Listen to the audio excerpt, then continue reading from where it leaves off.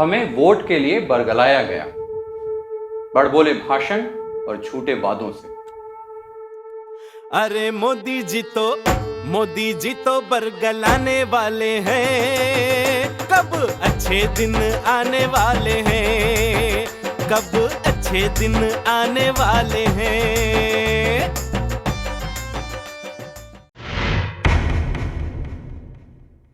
ये काला धन वापस आना चाहिए। हिंदुस्तान के एक एक गरीब आदमी को मुफ्त में 15-20 लाख रुपए यूं ही मिल जाएगा। ऐसे मजाक बनाया गया हिंदुस्तान के लोगों का। 15-20 लाख की सच्चाई क्या है, इन महाशय से सुन लीजिए। देखिए, ये जुमला है। किसी के अकाउंट में 15 लाख रुपया कभी नहीं जाता, वो उनको भी मालूम है और आपको भी मालूम है और देश की जनता को भी मालूम है। सरकार आप चलाते हो और पूछते मोदी को कि कैसे लाए। अब तो आप प्रधानमंत्री हैं मोदी जी, अब क्या जवाब है?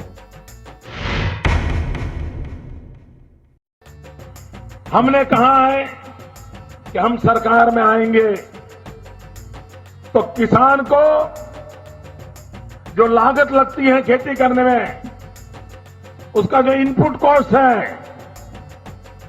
बीज होगा, पानी होगा, बिजली होगी, खाद होगा, दवाइयां होगी, मजदूरी होगी, जितना भी प्रकार का उसका खर्चा होता है, उस खर्चे का हिसाब लगाया जाएगा।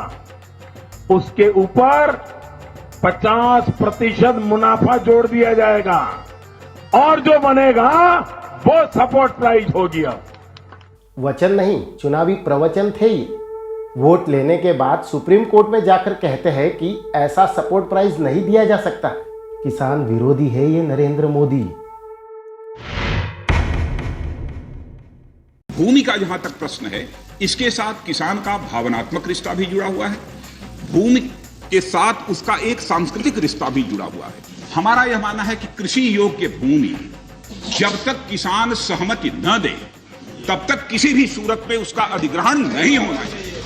देखा आपने, वोट लेना था तब किसान की सहमति जरूरी थी, और अब हमारी जमीन हमारी मर्जी के बगैर हथियाना चाहते हैं।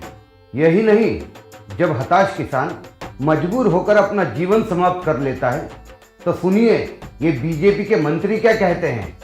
देखिए, आत्महत्या एक अपराध है भारतीय कानून के हिसाब से, और ऐसे लोग कायर होते हैं, और सरकार जैसी कोई भी संस्था किसी भी ऐसे कायर आदमी के साथ नहीं खड़ी हो सकती।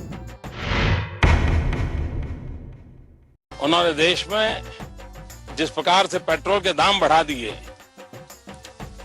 ये दिल्ली सरकार की शासन चलाने की नाकामयाबी का जीता जागता सबूत है। ऐसे बड़बोले भाषण चुनाव के पहले बहुत किया करते थे मोदी जी। अंतर्राष्ट्रीय बाजार में कच्चे तेल के भाव कम होने के बाद भी पेट्रोल की कीमतें बढ़ा रहे हैं और हमारी गृहस्थी का तेल निकाल रहे हैं। मैं देश नहीं झुकने दूंगा, सौगंध मुझे इस मिट्टी की। इस वक्त की बड़ी खबर आपको बता दें, मुख्यमंत्री बनते ही मुफ्ती मोहम्मद सईद ने विवादास्पद बयान दिया है। उन्होंने कहा है कि पाकिस्तान, हुर्रियत और आतंकवादियों की वजह से चुनाव में बेहतर माहौल बने हैं। जम्मू कश्मीर में अब की बार असेंबली चुनाव हुए, उनके भी एसेट्स हैं, हुर्रियत है और मिलिटेंट है। खुदा न खास्ता अगर वो इसको कुछ करते, कुछ ऐसा काम करते, इतना चुनाव नहीं होता, लोगों का पार्टिसिपेशन नहीं होता। आप ही की कैबिनेट के मंत्री श्रीमान रामविलास पासवान, उन्होंने कहा बांग्लादेशियों को हिंदुस्तान का नागरिक बना दिया जाए। मित्रों, ये दिल्ली की सरकार के एक मंत्री सरकार में रहते हुए ये बयान दे, लेकिन भारत के प्रधानमंत्री उनको मंत्री परिषद से हटा नहीं पाते। ऐसे भाषणों से ही तो सरकार बनाई, और अब यही श्रीमान पासवान मोदी जी के कैबिनेट में इनके खास हैं। चाइना ने हमारी सीमा पर आकर के अड़ंगा लगाया, सारी दुनिया ने देखा। गूगल मैप पर सारे नागरिक देख पा रहे थे कि पाकिस्तान, चाइना की मूवमेंट कैसी है। चाइना के साथ उनकी इन जो हरकतों के खिलाफ आवाज उठानी चाहिए थी। लाल आंख कर करके चाइना को समझाना चाहिए था। चाइना के प्रीमियर से उनकी बातचीत हुई है, तो यह घुसपैठ का सिलसिला जो बराबर चलता रहता है, निरंतर चलता रहता है। उधर के सेना के जवानों का भारत में प्रवेश करना, कभी कभी भारत के लोग भी जाने की कोशिश करते हैं। हो सकता है कि क्योंकि सही डिमार्केशन न होने के कारण कभी ये प्रॉब्लम और दोनों देशों के प्रीमियर बैठकर इस संबंध में भी बातचीत करते हैं, तो मैं समझता हूं कि बॉर्डर की समस्या का भी निश्चित रूप से समाधान निकलेगा।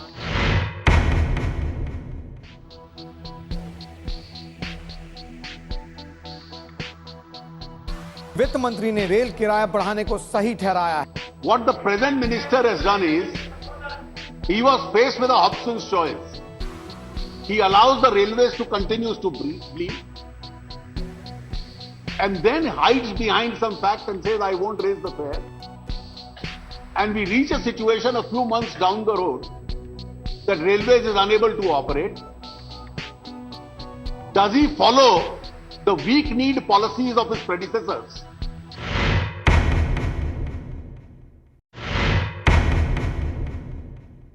अब जो हमारे किराने के व्यापारी हैं, छोटे व्यापारी हैं, उनकी दुकानों को ताला लगाने का निर्णय किया है और विदेशियों को, एफडीआई को हिंदुस्तान में रिटेल के लिए परमिट देने का आज फैसला कर लिया है। आज बहस उस छोटे व्यापारी के हित की है। खुदरा व्यापार में लगे हुए 4 करोड़ लोगों की रोजी और 20 करोड़ लोगों की रोटी की।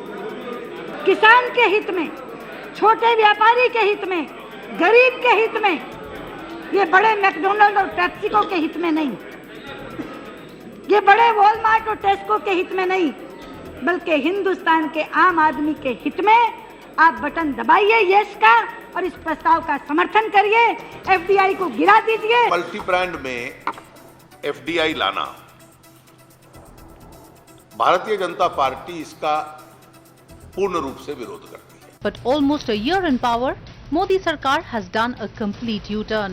The Department of Industrial Policy and Promotion has retained the 51% cap on FDI in multi-brand retail in their latest consolidated FDI circular, the very policy that the party vehemently opposed in its election manifesto last year, calling it anti-trader. FDI के विषय में बहुत क्षेत्र, even human resource development, कितने बड़े FDI की संभावनाएं पड़ी है।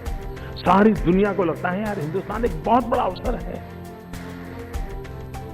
वो भी इस अवसर को टैप करना चाहता है। जितने हर्डल्स है उसको दूर करना ये सरकार की जिम्मेवारी है। जीएसटी के संबंध में हमने कहा है कि आपकी जीएसटी का सपना तब तक पूरा नहीं होता, तब तक साकार नहीं हो सकता, जब तक कि आप पूरे देश में टैक्स पेयर के साथ आईटी इंफ्रास्ट्रक्चर का नेटवर्क नहीं बनाते। जीएसटी जिसको गुजरात और मध्य प्रदेश की सरकारों ने रोका, कहा हमारा नुकसान हो जाएगा, उस पर नरेंद्र मोदी ने आज क्या कहा, सुनिए। As far as BJP is concerned, हम लोग जीएसटी के पक्ष में है। बीमा क्षेत्र में और पेंशन के क्षेत्र में विदेशी पूंजी निवेश 49% लाएंगे। वो एक, आप जानते हैं कि वित्त मामलों से संबंधित एक समिति है। हम लोगों ने कहा बढ़ाने की आवश्यकता नहीं है, लेकिन फिर भी सरकार ने उसको बढ़ा दिया, बढ़ाने का प्रस्ताव रखा है। हम लोग उसका विरोध कर रहे हैं। I'm happy that the Lok Sabha, with an overwhelming majority, has approved the insurance amendment bill. CAG पर इतनी भयंकर आलोचना की गई और कोई छोटा मोटा सांसद या कोई उनका पदाधिकारी करता तो करता, अंत में एक बयान सबसे बड़े पद से आया कि सीएजी और सीवीसी जैसी संस्थाएं विकास में बाधक बन रही हैं।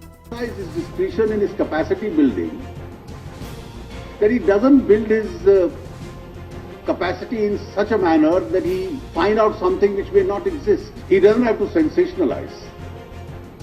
He doesn't have to get into the headlines. he has to scrutinize thoroughly the decision-making process. एक दूसरा विषय Indo Bangla land boundary agreement को लेकर के उठ रहा है। मैं बहुत स्पष्टता से आपको बताना चाहूंगी कि भारतीय जनता पार्टी इस बिल के पूरी तरह विरोध में है। बांग्लादेश के एक पड़ोसी देश के नाते जो हमारे संबंध आज इतने अच्छे हैं, इस बिल के पारित होने के बाद उस ऊंचाई पर पहुंचेंगे जहां 1971 में भारत और बांग्लादेश के संबंध थे और वर्षों से लंबित जो सीमा विवाद चला आ रहा था वो सेटल होगा। आज हमारी माताओं बहनों के साथ जो हो रहा है, दुनिया में हम मुंह दिखाने लायक नहीं है। मां बहनों की डिग्निटी पर खिलवाड़ करते हैं। क्या हम राजनीतिक स्तर पर पहुंच गए तो हमें इस प्रकार की बयानबाजी करना शोभा देता है क्या हम मौन नहीं रह सकते? He definitely did say a lot of things, but I don't think it's really improved. At least I, for one, feel as unsafe as I did 1 year ago. Even if I'm fully clothed, people are looking at me. People are making slewed remarks at me. I've been followed on cycles and on bikes with 3 boys on them, and it's really getting out of hand. I have young girls, and I feel really scared sending them anywhere at night.